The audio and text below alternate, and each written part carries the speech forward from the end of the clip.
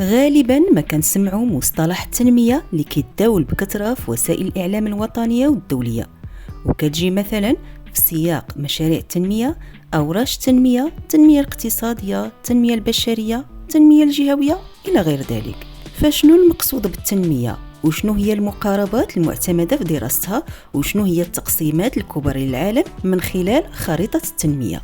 التنمية هو مفهوم كيدل على التطور أو التغير الجذري اللي كيوقع في بلد معين في مختلف المجالات الاقتصادية، الاجتماعية، البشرية والبيئية. وباش نفهمو أكثر خاصنا نعرفوا شنو هما المقاربات اللي كنعتمدوا عليها دراسة التنمية. والمقاربة كنقصدوا بها الطريقة اللي كتم بها معالجة ظاهرة أو موضوع معين. مثلا باش نقيسوا مستوى التنمية الاقتصادية في بلد معين بهدف إيجاد حلول المشاكل اللي كيعرفها هذا البلد اقتصاديا وتجاوزها مستقبلا، خاصنا نعتمدوا على المقاربة الاقتصادية اللي كنعتمدوا فيها على 3 ديال المؤشرات اللي هما الناتج الداخلي الخام، معدل الدخل الفردي، ونوع وبنية الاقتصاد. فشنو كنقصدوا بالناتج الداخلي الخام ومعدل الدخل الفردي ونوع وبنية الاقتصاد؟ الناتج الداخلي الإجمالي هو مجموع الخيرات والخدمات المنتجة من طرف وحدات الإنتاج في دولة معينة بغض النظر عن جنسيتها، وبمعنى آخر هو مجموع ما تنتجه القطاعات الاقتصادية الثلاث في بلد معين. أما معدل الدخل الفردي اللي كيتسمى أيضا حصة الفرد من الناتج الداخلي الإجمالي، فهو مؤشر اقتصادي كيقيس درجة التنمية الاقتصادية والاجتماعية في بلد معين، وكنحصلوا عليه بقسمة القيمة الإجمالية للناتج الداخلي الخام على عدد السكان. إذن فمعدل الدخل الفردي كتحكم فيه قيمة الناتج الداخلي الإجمالي الخام وعدد السكان. أما نوع بنية الاقتصاد فكتعني واش اقتصاد اشتراكي أو ليبرالي، شنو القطاع المساهم بقوة في الناتج الداخلي الخام. مثلا إذا كانت الفلاحة هي المساهمة بقوة فكنقولوا هذا بلد فلاحي، وإذا كان بلد فيه الصناعة كتساهم بقوة في الناتج الداخلي الإجمالي كنقولوا بلد صناعي. ومثال آخر لمعرفة مستوى أو قياس مستوى التنمية السوسيو-اقتصادية في بلد معين كنعتمد على مؤشر التنمية البشرية اللي هو عبارة عن دمج لعدة مؤشرات اجتماعية واقتصادية كمتوسط أمد الحياة، معدل المحو الأمية، ومعدل الدخل الفردي. كاينين بزاف ديال المقاربات الأخرى اللي كنعتمدوا عليها بدراسة التنمية في مجال معين وكتحدد مستوى التنمية في ذاك المجال، كالمقاربة الاجتماعية، المقاربة السياسية، المقاربة البيئية، المقاربة الثقافية والتعليمية، ثم المقاربة الديموغرافية.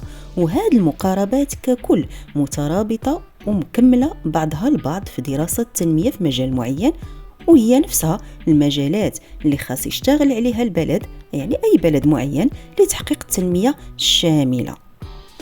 تبعا للمؤشرات الاقتصادية اللي هي الدخل الفردي والناتج الداخلي الإجمالي، والمؤشرات السوسيو-اقتصادية اللي هي أمد الحياة ومعدل محو الأمية ومعدل الدخل الفردي، يمكن نقسم العالم إلى 2 ديال المجموعات. كاين دول الشمال وهي الدول المتقدمة ذات الاقتصاد القوي كأمريكا الشمالية، أوروبا الغربية، اليابان، أستراليا، كوريا الجنوبية. وكاين المجموعة الثانية اللي هي دول الجنوب وهي الدول السائرة في طريق النمو مثل إفريقيا وجنوب آسيا وأمريكا الوسطى والجنوبية. والسؤال الجوهري هو علاش كاين اختلاف وتباين في مستوى التنمية في العالم، وبمعنى أصح علاش كاينين دول متقدمة وأخرى نامية أو متأخرة إن صح القول. كاينين بزاف ديال التفسيرات ولكن غادي نشوفوا 3 منها.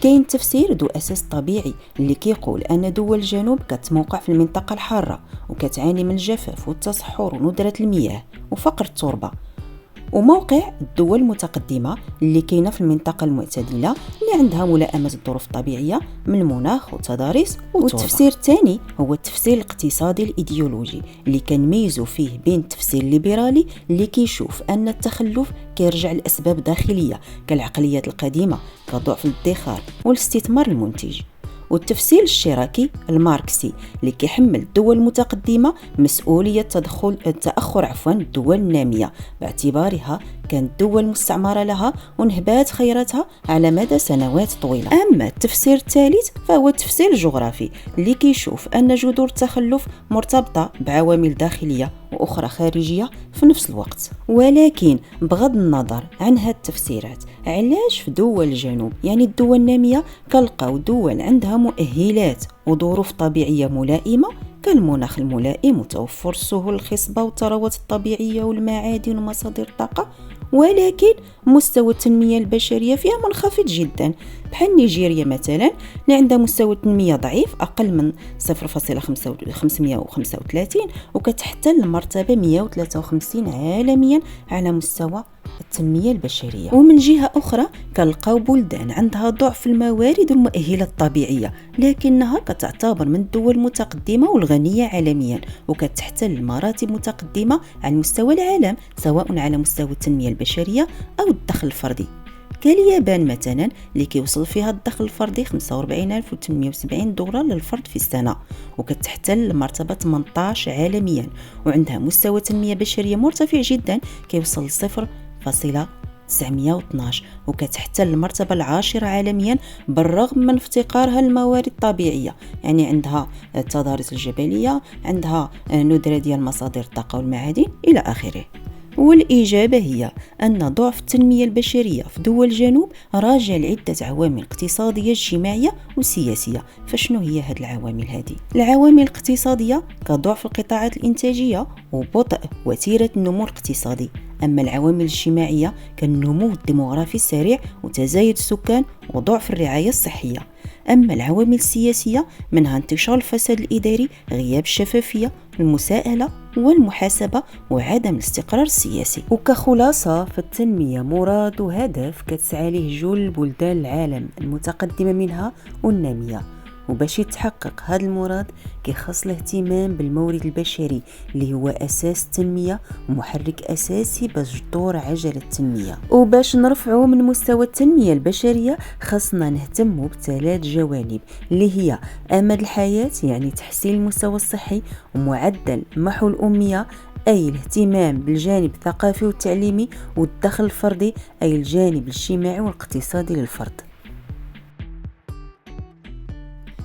موضوعنا عن التنمية سنة. دمتم في رعاية الله وإلى اللقاء في موضوع آخر.